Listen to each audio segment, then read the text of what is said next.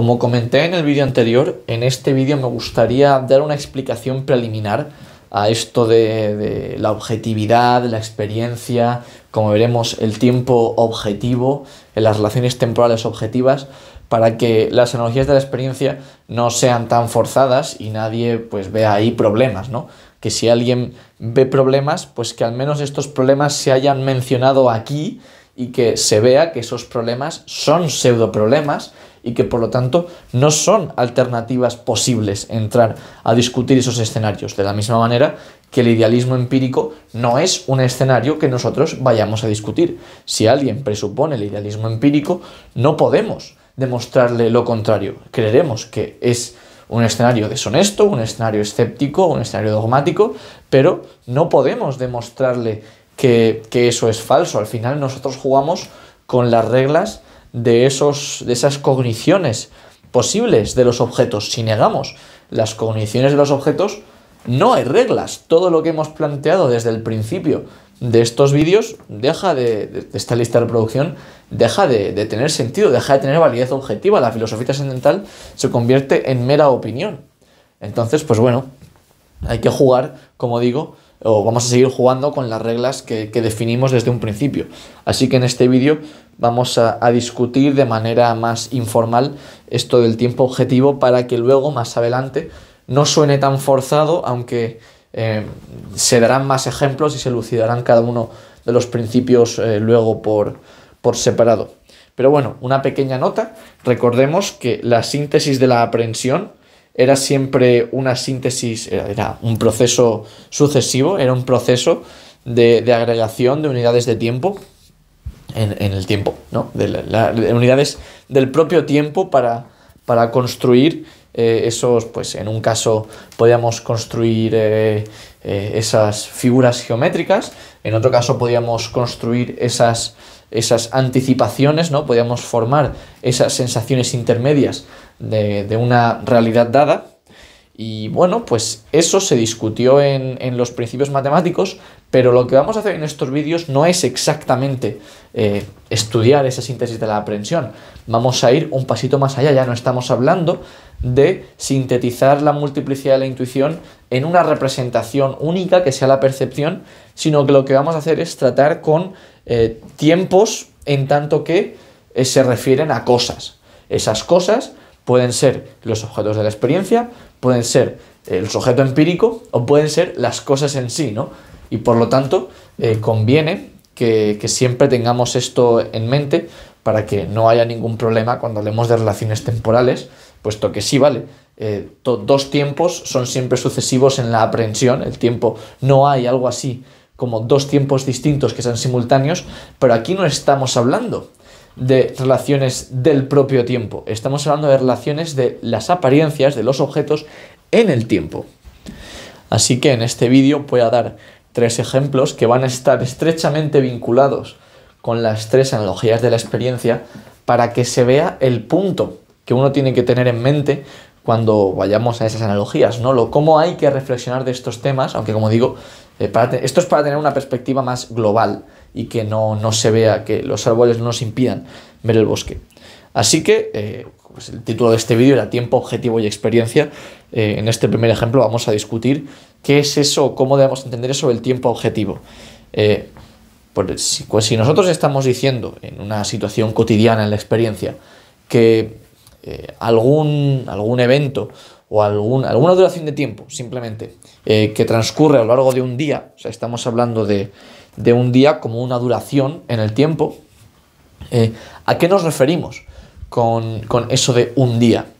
Porque cuando nosotros, por ejemplo, estábamos hablando de esa síntesis matemática y hablábamos de unidades y esas magnitudes, ¿no? Que eran esas unidades, pues podíamos verlo como unidades arbitrarias. Eran unidades, sí, que podíamos construir en la aprehensión y podíamos sumar podíamos llegar hasta el 1, hasta el 2, hasta el 3, hasta el 9, pero eran unidades arbitrarias. No diríamos que ha pasado una unidad arbitraria de tiempo. Eso no tiene sentido cuando nos referimos a la experiencia o en situaciones cotidianas. En matemáticas sí tiene sentido, porque las matemáticas tratan únicamente con esas unidades puras.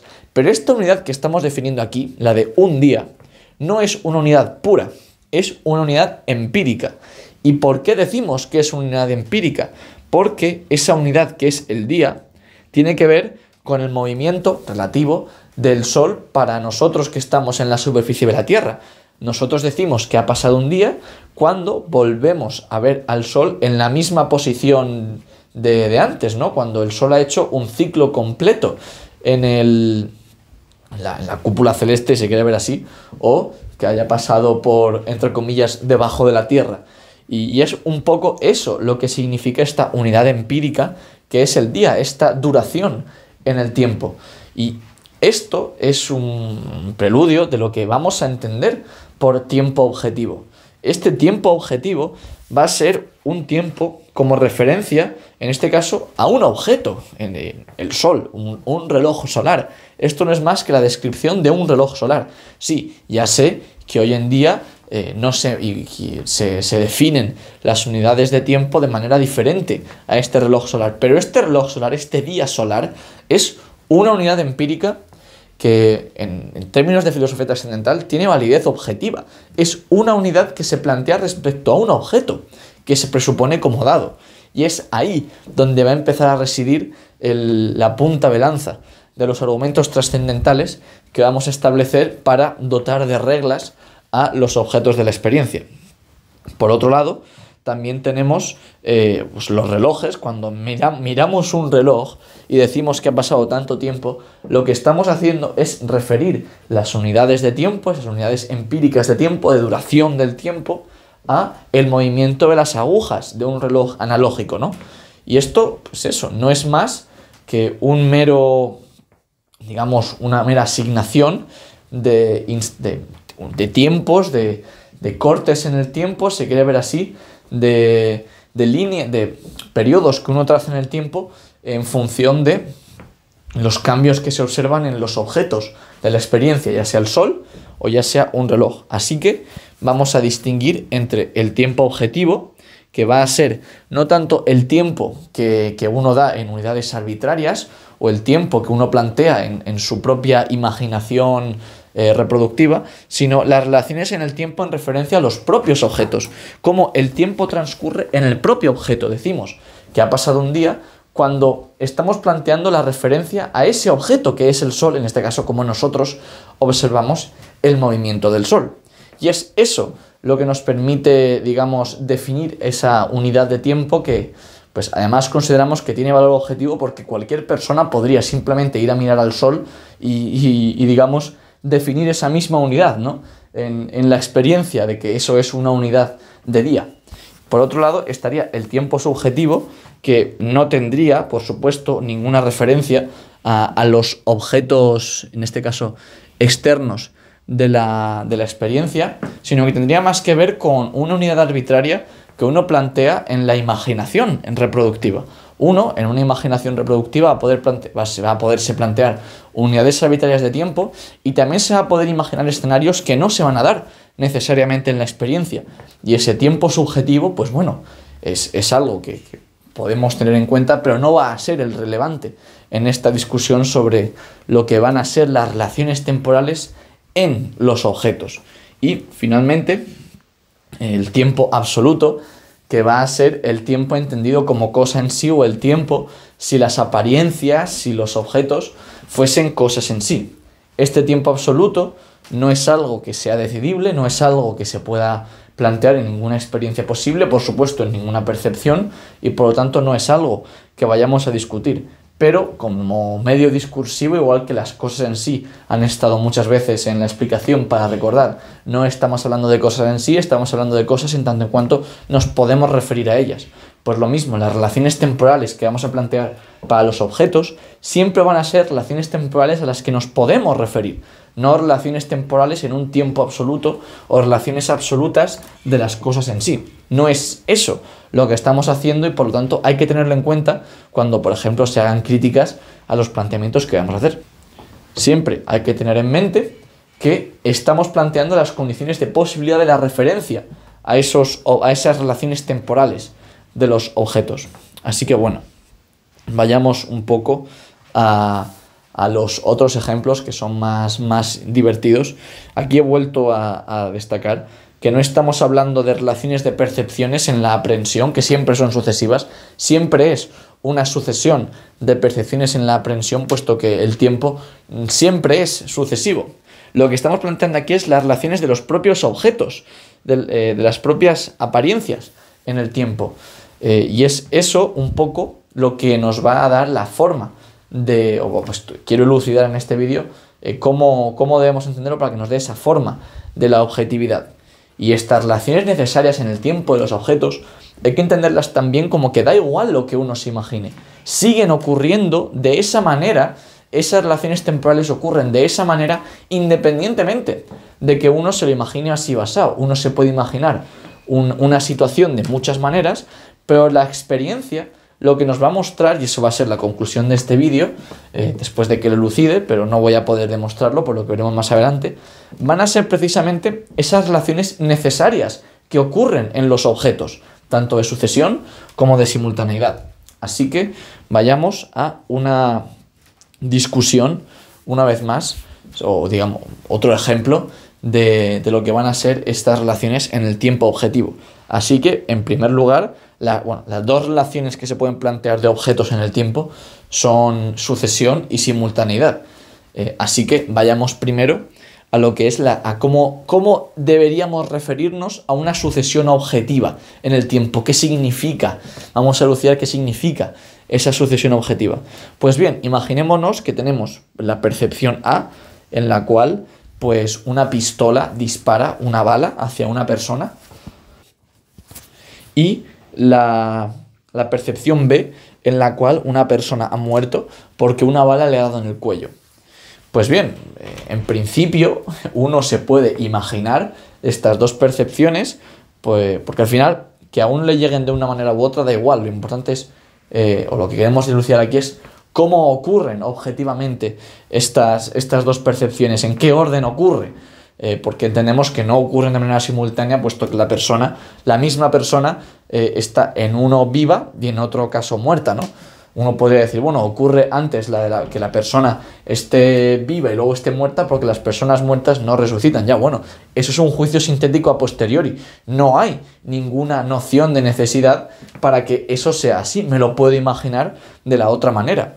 En principio me puedo imaginar A y B de muchas maneras en mi imaginación reproductiva.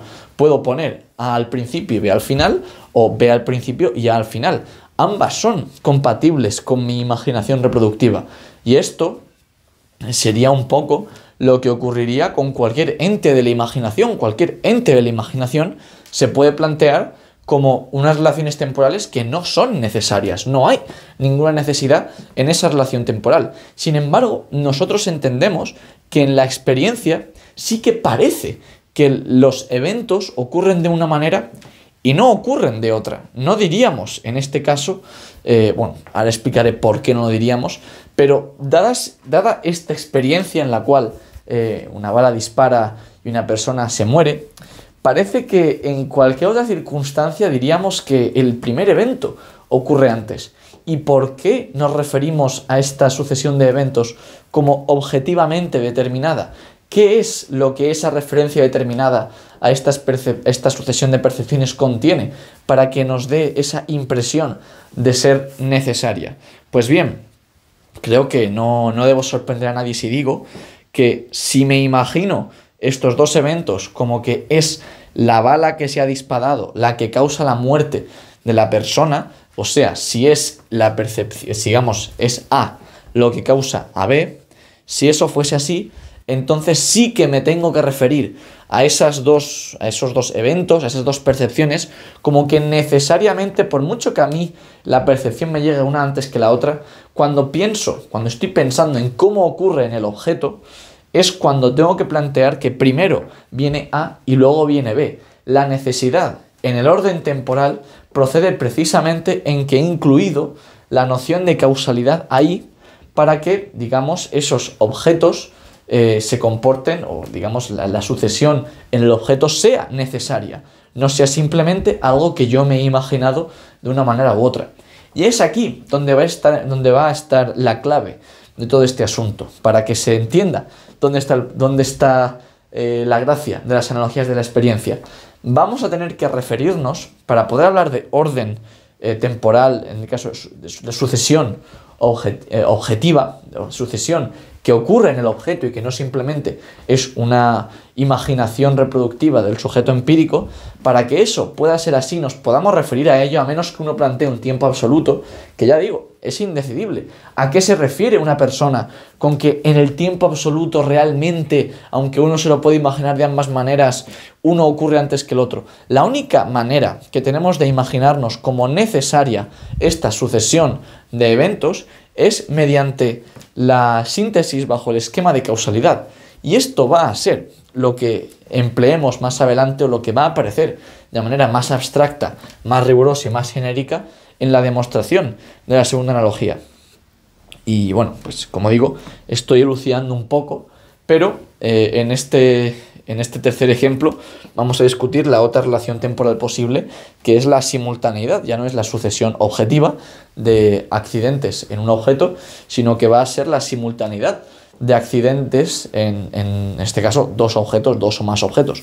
Supongamos que tenemos estoy yo en la percepción A, estoy yo dibujando en la pizarra una clase de la crítica de la razón pura, y están ustedes que, la mayoría de los suscriptores y seguidores de este canal son de México, o no, nos ven desde México. Por lo tanto, he puesto aquí a un suscriptor genérico de Proyecto Kantiano como situado en México. Yo me he colocado a mí mismo en España, a pesar de que no estoy ahora mismo localizado en España.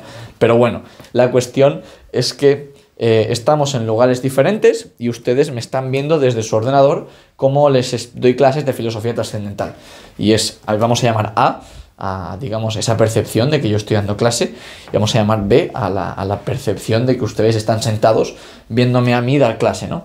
La pregunta aquí es, ¿hay simultaneidad? ¿Es simultáneo el hecho de que yo les esté dando clase, yo como objeto, no como percepción desde la pantalla, que yo podría estar, digamos, remotamente dando clase? Pero yo estoy objetivamente objetivamente de manera simultánea dando clase mientras ustedes me escuchan. ¿Eso está ocurriendo en el mismo tiempo de manera simultánea? Pues bueno, uno se lo puede imaginar así. En principio me puedo imaginar A y B de muchas maneras. Me puedo imaginar que son simultáneos, puedo imaginarme pues que yo, por ejemplo, estoy en la pantalla de su ordenador y ustedes miran a la pantalla, ven que estoy ahí, ustedes miran a su alrededor y ven que están viendo efectivamente ese vídeo mientras, yo qué sé, están bebiéndose un batido. Luego miran a la pantalla, ven que sigo estando ahí, miran a ustedes, ven que siguen estando mirando la pantalla. Entonces, de alguna manera, esa síntesis de la aprehensión, el hecho de que ustedes vean a la pantalla, se ven a sí mismos, vean a la pantalla, se ven a sí mismos, les da esa impresión de que por lo menos las percepciones parecen simultáneas, ¿no? De la misma manera que antes, pues las percepciones podrían parecer sucesivas, pero eso no es una relación necesaria en el tiempo. Entendemos que cuando hablamos de simultaneidad objetiva, no hablamos simplemente de que parece o de que uno se lo imagina y es razonable que tengan esa simultaneidad. Para poder decir que objetivamente hay una relación necesaria de simultaneidad, quizá una pista sería si les planteo el escenario siguiente. Supónganse que mandan un mensaje por el chat diciendo una pregunta, y pues mientras están escribiendo esa pregunta, yo respondo a lo que ustedes han escrito. O sea, ustedes escriben algo y yo, en medio del directo, en medio del vídeo, respondo a la pregunta que están haciendo.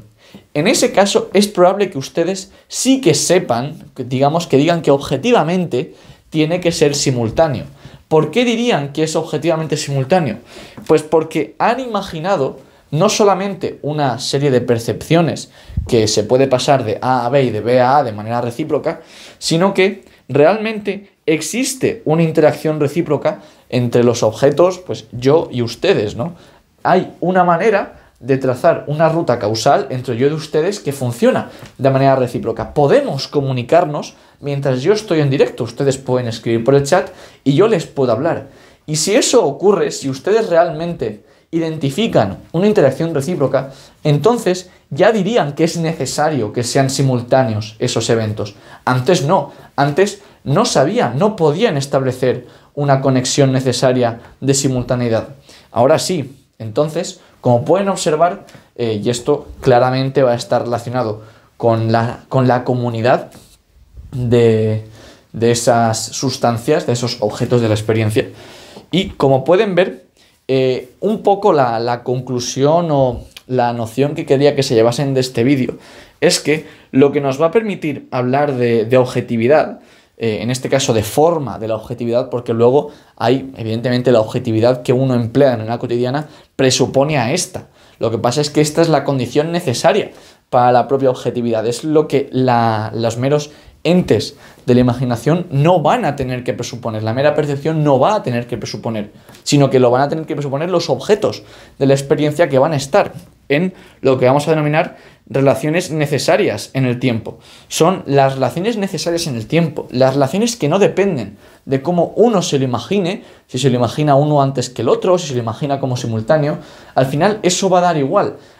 Nosotros en la experiencia no lo planteamos como que depende de cómo nos lo imaginemos, como digo, aquellas personas que presupongan la experiencia como una cognición objetiva, las que no, pues este vídeo se lo pueden saltar y todo lo que queda se lo pueden saltar, pero aquellas que sí que presupongan relaciones necesarias en el tiempo, como que este evento ha ocurrido necesariamente antes que este otro evento, o estos dos eventos ocurren de manera simultánea, tienen que presuponer estas conexiones que veremos más adelante, que van a ser dadas por las analogías de la experiencia.